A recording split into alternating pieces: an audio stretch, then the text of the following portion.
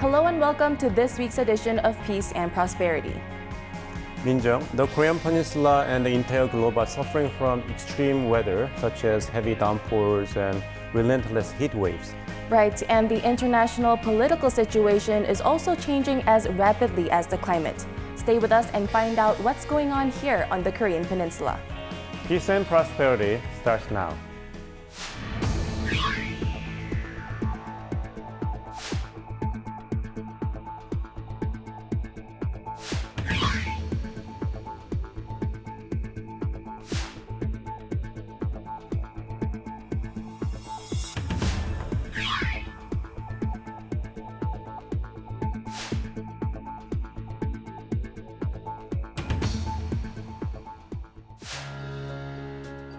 "70 years ago, on July 27th, an armistice was signed to bring the Korean War to a halt. With the armistice agreement, the all-out war between South and North Korea ceased. However, it is literally a ceasefire, meaning the two Koreas are technically still at war. This is why there are calls for a peace treaty that will replace the truce and ensure permanent peace on the Korean Peninsula." July 27th, 1953. Lieutenant General William Harrison Jr., representing the United Nations Command, and General Nam Mil, representing North Korea's Korean People's Army, arrived at Panmunjom to sign an armistice agreement.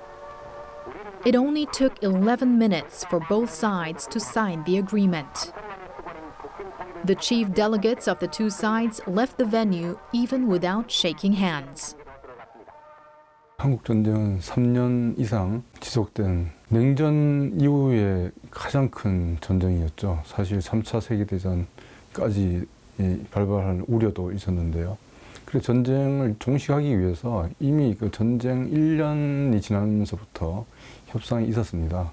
근데 전쟁이 이제 진행되면서 한국 이승만 정부는 국군 통수권을 미군한테 이양을 했습니다.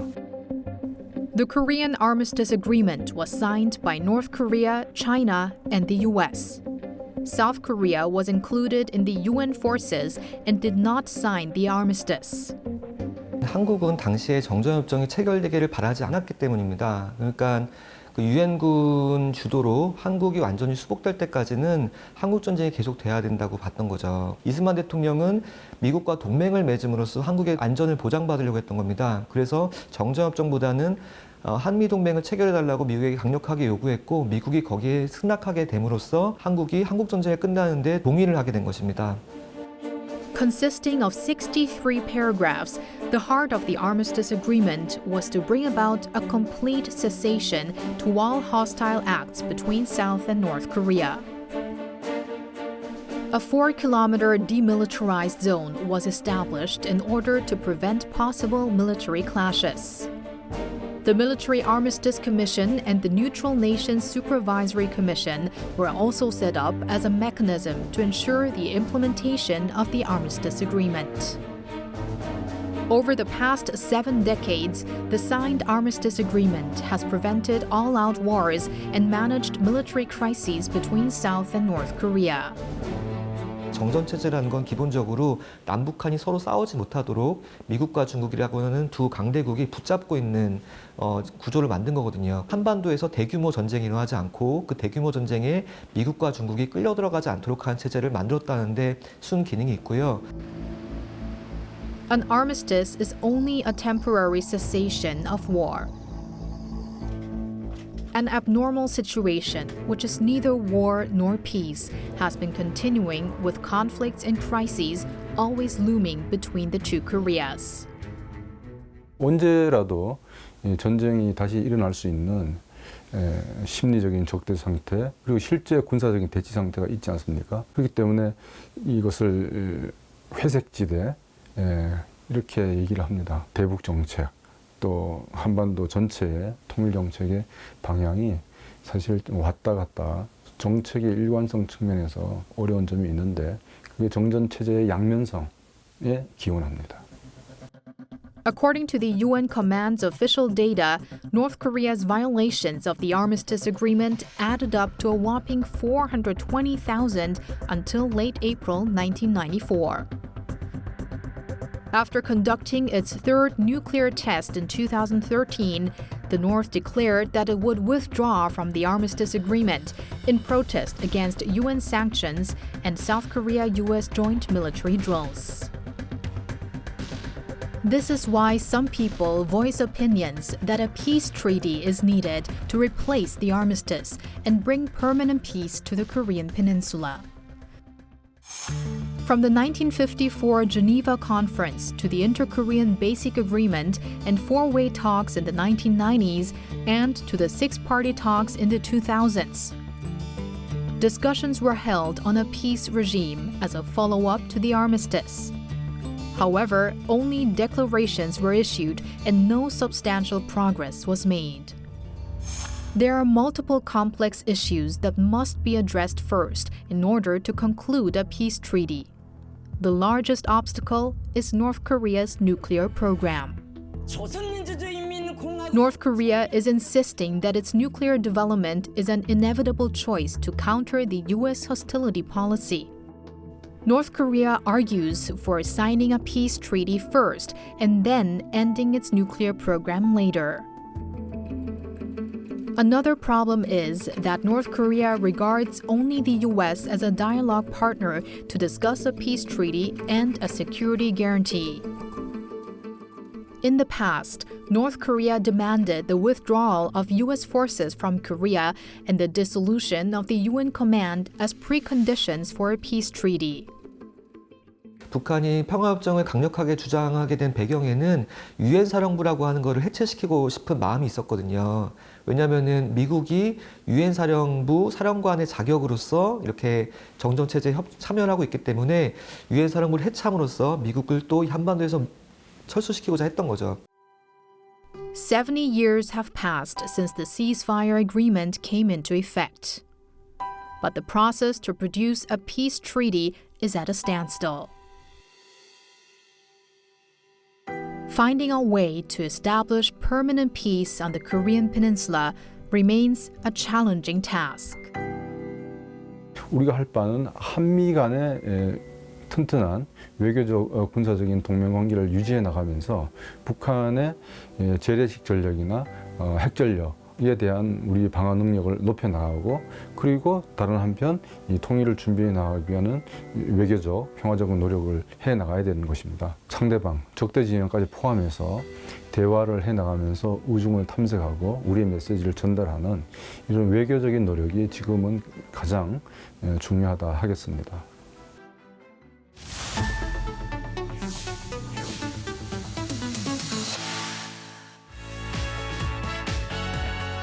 안녕하세요. 탈북민의 시선으로 북한 사회를 알아보는 시간이죠. 북한에서 온 나민희입니다. 안녕하세요. 북한에서 온 전주옥입니다. 미니 씨는 7월 8일이 무슨 날인지 기억하시나요? 네, 기억을 하죠. 네, 김일성이 사망한 날이잖아요. 북한에서는 7월 8일을 전후로 곳곳에서 추모 행사가 열리죠. 그렇죠. 저도 어린 나이에 추모 행사에 빠지는 걸 생각하지도 못했고요. 꼬박꼬박 참여했던 기억이 납니다. 그러면 추모 행사가 열리는 현장 조선중앙TV로 확인해 보시겠습니다.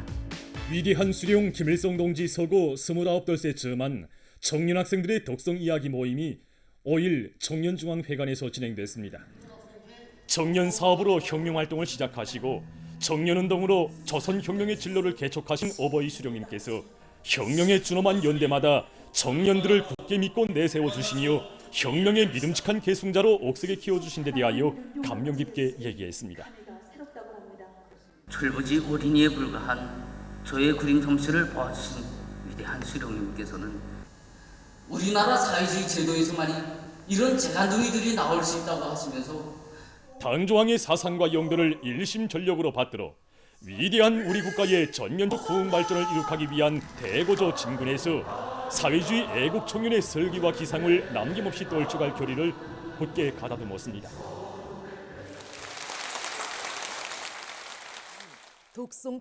독송 이야기 모임이 열리는 현장인데요. 독성 이야기 모임은 북한 청년들이 모여서 김일성의 정치적, 경제적 업적에 대해서 이야기를 하고 김일성을 만나서 사진을 찍었던 일화들을 이야기 나누는 그런 자리입니다. 네, 또한 독성 이야기 모임은 청년들뿐만 아니라 기업서의 노동자, 농촌의 농민들을 비롯해서 전국의 각계각층 근로자들이 각 지역에서 진행하게 됩니다. 저희 두 사람은 김일성 시대 때 사람이 아니다 보니까 잘 기억을 못 하는데 부모님한테 들었던 이야기에 의하면 당시 김일성 사망은 엄청난 충격이었다고 해요. 그래서 길을 가다가 이 소식을 접하고 그 자리에서 심장 쇼크로 사망한 분들도 꽤 많았었고 한 달 내내 통곡을 하고 뭐 다음날 해가 안 뜨는 줄 알았다 이렇게 이야기하는 사람들도 있었다고 하더라고요. 네, 맞습니다. 김일성 수령님께서 돌아가셨으니 나도 같이 죽겠다라고 하면서 자해하는 사람도 있었고요. 그만큼 북한 주민들에게 김일성 사망은 큰 사건이었다 이렇게 볼 수 있겠죠. 김일성의 행동들을 김정은도 상당히 많이 따라 했었습니다. 그래서 러시아 방문 당시를 보면 중절모를 쓴다던가 코트에 손을 찔러 넣는 듯한 행동을 했는데 이것이 김일성이 많이 했던 자세거든요. 네, 그렇죠. 아무래도 흰색 옷을 반팔옷을 입고 다닌다거나 아니면은 뿔테 안경을 끼고 다니고 또 지팡이를 짚고 다니는 모습 이런 것도 다 김일성을 따라했다 이렇게 볼 수 있겠는데요. 누가 봐도 이제 김일성을 따라한 거다 이렇게 볼 수 있게끔 노골적으로 이렇게 따라하는 데는 북한 주민들 사이에서 어떤 김일성의 향수를 불러일으키기 위함이 아니었나 싶어요. 아무래도 김일성 시대에 탈만한 시기였잖아요. 그러다 보니까 본인의 초기 권력을 잡기 위한 어떤 행동이 아니었나 싶습니다. 그만큼 북한에서 김일성은 신 같은 존재라는 거죠. 그렇죠. 근데 또 김정일 때는 좀 달랐죠. 북한 최악의 경제난이 있었고 또 많은 아사자들이 생겨났다 이런 이야기도 있었기 때문에 아무래도 김정은 입장에서는 아버지보다는 할아버지를 따라하자 이렇게 택한 것 같습니다. 정주년이라고 해서 5년, 10년, 15년이 되는 해에는 한 달 동안 추모 행사가 열리고 정주년이 아닌 해에는 일주일 정도 추모 행사가 열립니다. 가장 기본적인 추모 행사로는 김일성 동상이나 애도 장소에 가서 헌화를 하는 거죠. 그렇죠. 이때는 일주일 내내 가장 깨끗한 옷을 입고 12시에 헌화를 했었던 기억이 있습니다. 일주일 내내 이렇게 헌화를 개별적으로 하거나 아니면 뭐 단체로 가서 해야 되기도 하고 그러다가 7월 8일 당일에 낮 12시에는 고동소리가 울리잖아요. 네, 그래서 그 자리에 서서 1분 내지 2분 정도 묵념을 했던 기억이 있습니다. 추모식 같은 경우에는 뭔가 맹장이 찢어지는 그런 아픔이 있어도 무조건 가야 되는 거잖아요. 그렇죠. 그래서 사실 추모식을 안 가면 어떻게 되지에 대한 발상조차를 못했어요. 태어나서부터 보고 듣고 자란 게 그거기 때문에.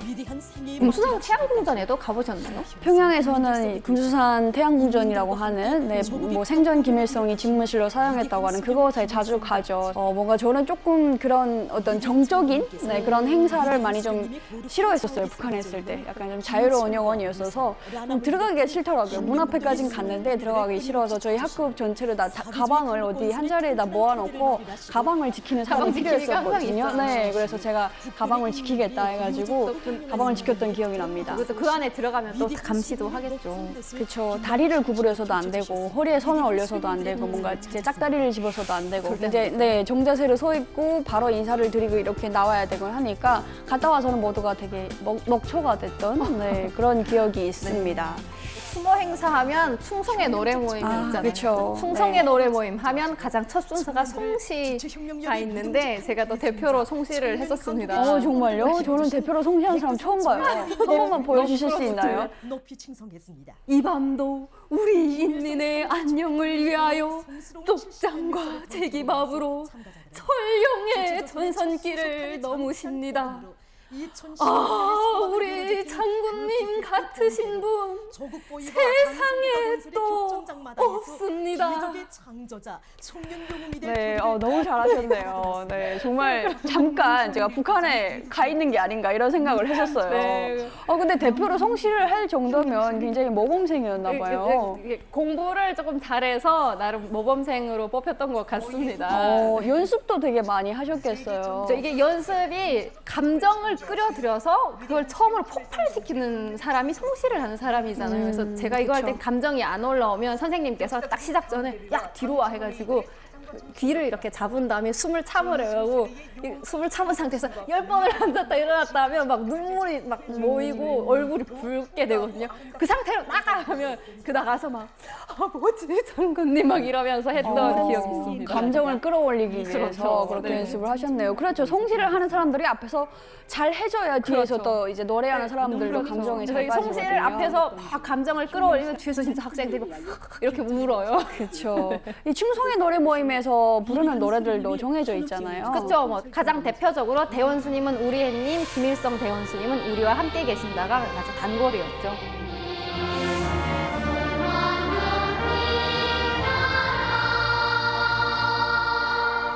만산의 아이들을 한 품에 안고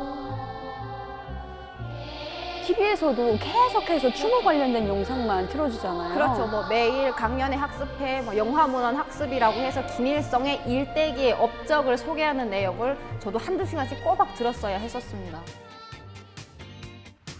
오늘은 북한의 추모 행사에 대해서 알아봤는데요. 이 추모 행사가 또 장마철이었습니다. 그래서 비가 올 때면 우산 한 개 밑에 아이들이 삼삼오오 모여서 사족지 청소를 하러 다녔던 기억이 있고요. 또 청춘의 시기에 저도 그 시기를 보냈던지라 뭐 정치적인 행사이긴 하지만 그 안에서 아주 재밌는 이야기들을 했던 기억이 있습니다. 네, 그렇죠. 저도 초등학교 시절이었던 것 같아요. 그때도 추모 기간이어서 한 달 동안 그 만시대 동상이라고 해서 김일성이 있는 동상에 새벽 한 5시 반 그때 일어나서 청소를 이제 하러 갔던 그런 기억이 있는데요.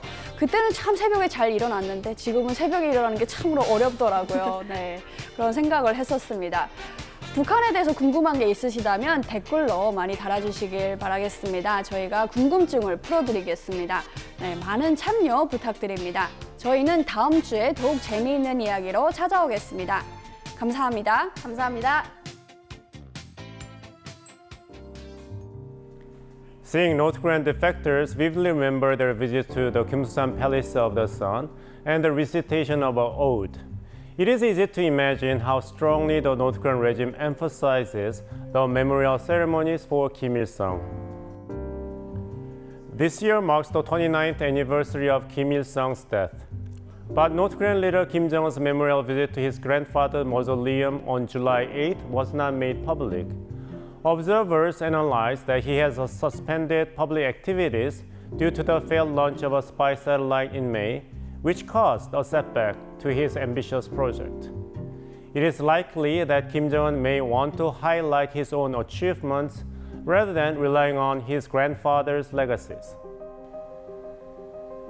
On October 9, 1983, a bombing took place at the Martyrs Mausoleum in Rangoon, Myanmar. It was an assassination attempt by North Korea against the South Korean president, who was on an official visit to the Southeast Asian country.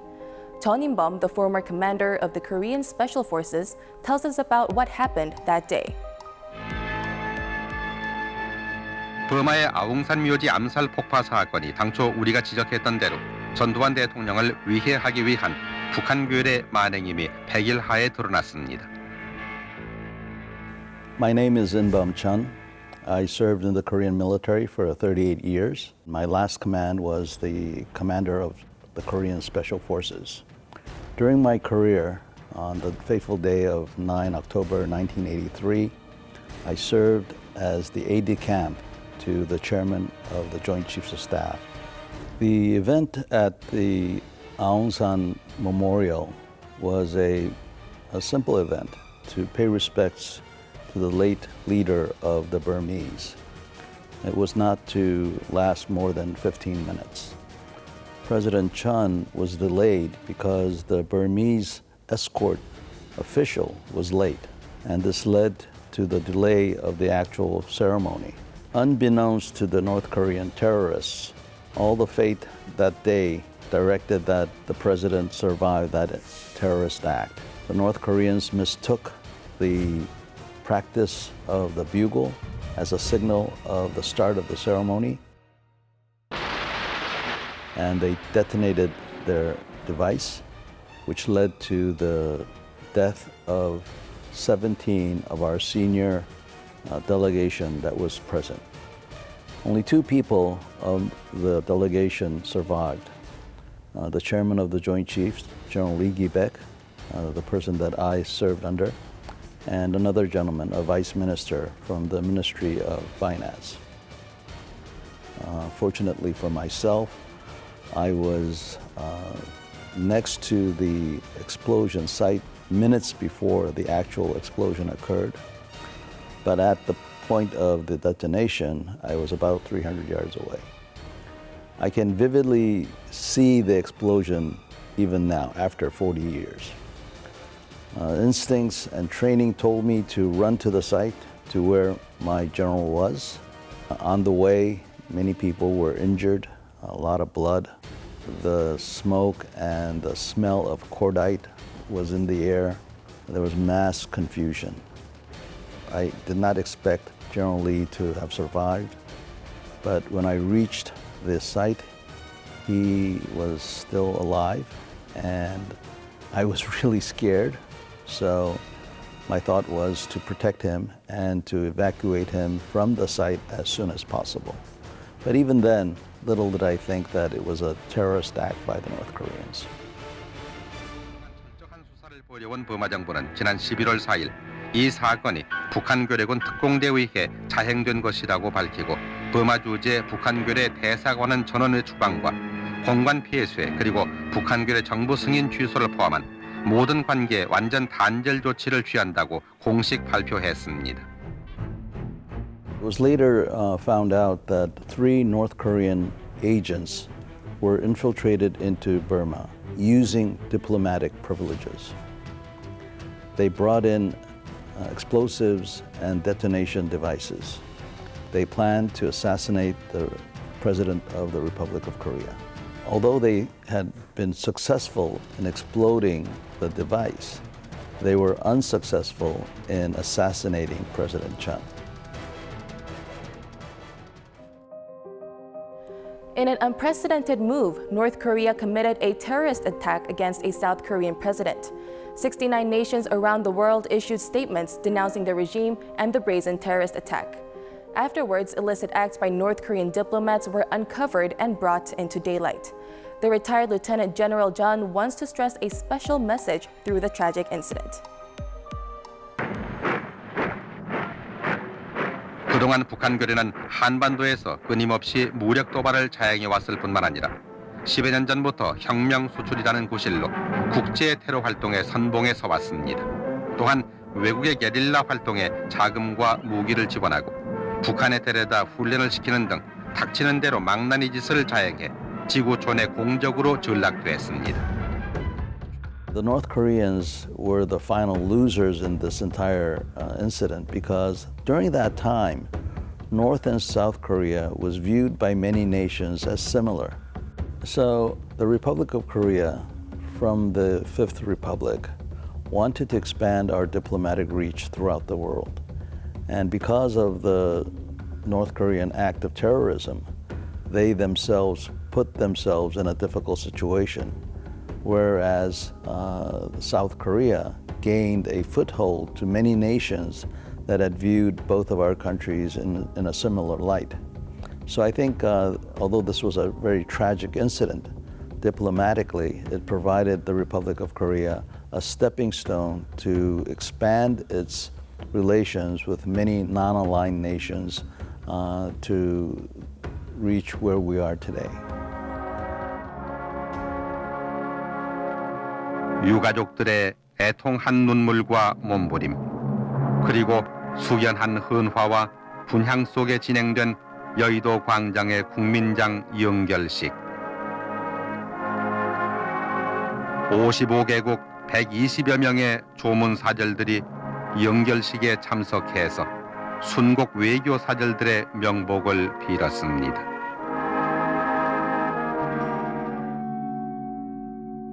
On that day, many innocent people were sacrificed in order to accomplish this mission. So if you're asking me if North Korea will continue its acts of terrorism and belligerence, absolutely. But my biggest concern is not North Korean belligerence or even nuclear weapons. My biggest concern is the insensitivity of the Korean people towards their own security. I plead with the Korean people that we must be ready to make sacrifices to ensure our own security and to make sure that we understand that freedom is not free.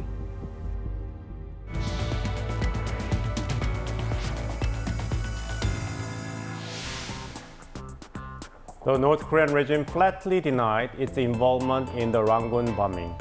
Although many years have passed, North Korea should apologize and reflect upon the inhumane crime it committed. This is all we have for today. We will be back next week with more various stories. Thank you for watching.